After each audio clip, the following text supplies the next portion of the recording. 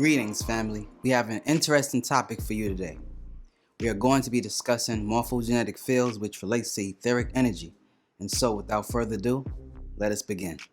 Welcome to Back to the Basics, where you learn facts, hope you embrace it. Watch, like, share, bring in awareness. Watch, like, share, bring in awareness. I'm fearless. Welcome to Back to the Basics, where you learn facts, hope you embrace it. Watch, like, share, bring in awareness. Watch, like, share, bring in. Morphogenetic fields are fields of energy that shapes form in living organisms.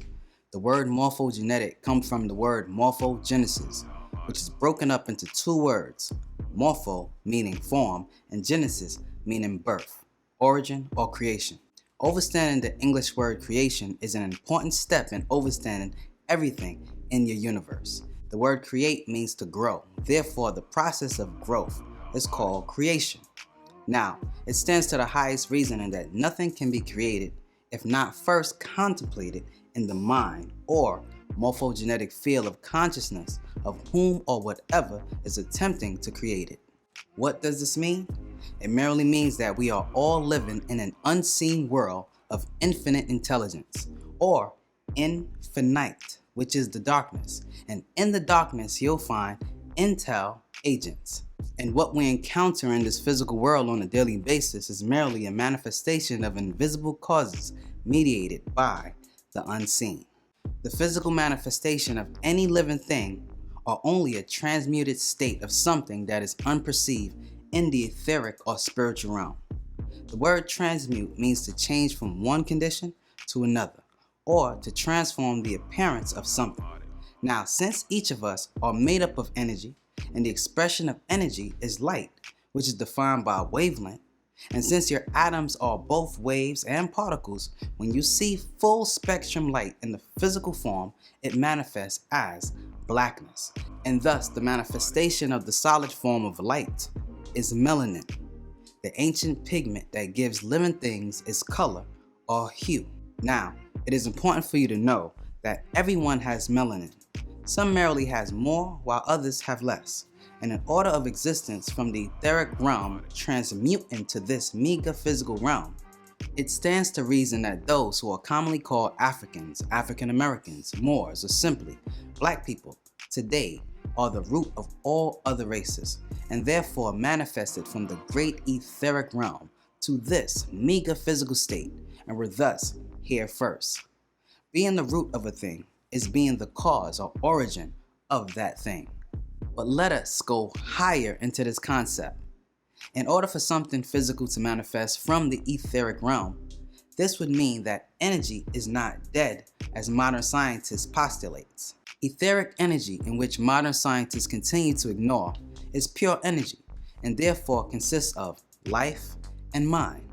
And so it has feelings, as in conscience, and it has awareness, as in consciousness, and thus it is able to reassemble itself from the out form, which is the spiritual, into which is in form, the physical, at will.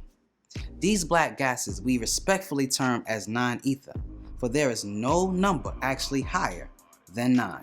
Right knowledge informs us that in order to create, that which is conducting the creation must have form, whether it's plasmatic or ethereal.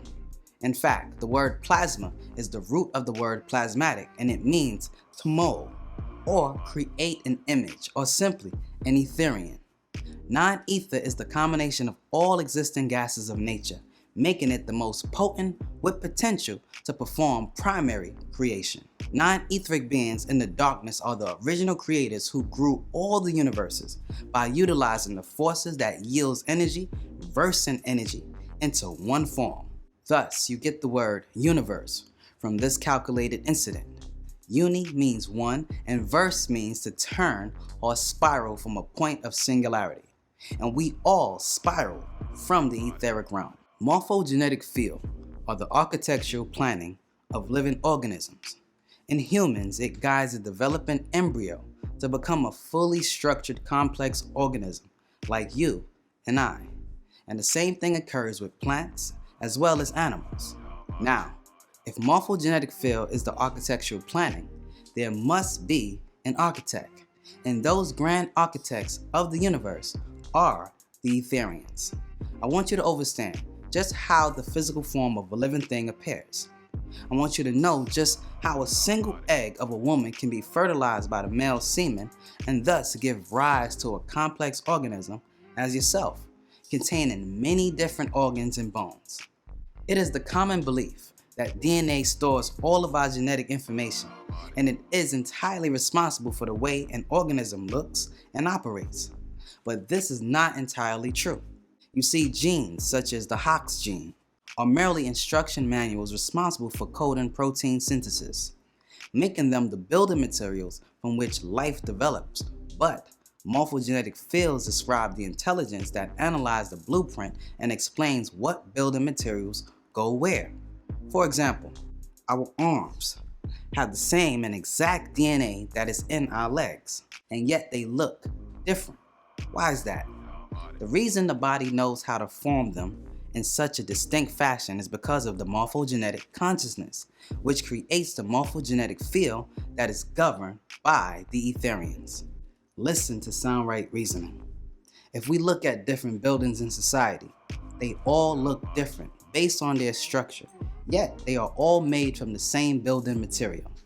It would be foolish to say that each building came about by mere chance, when in reality there is no such thing as chance.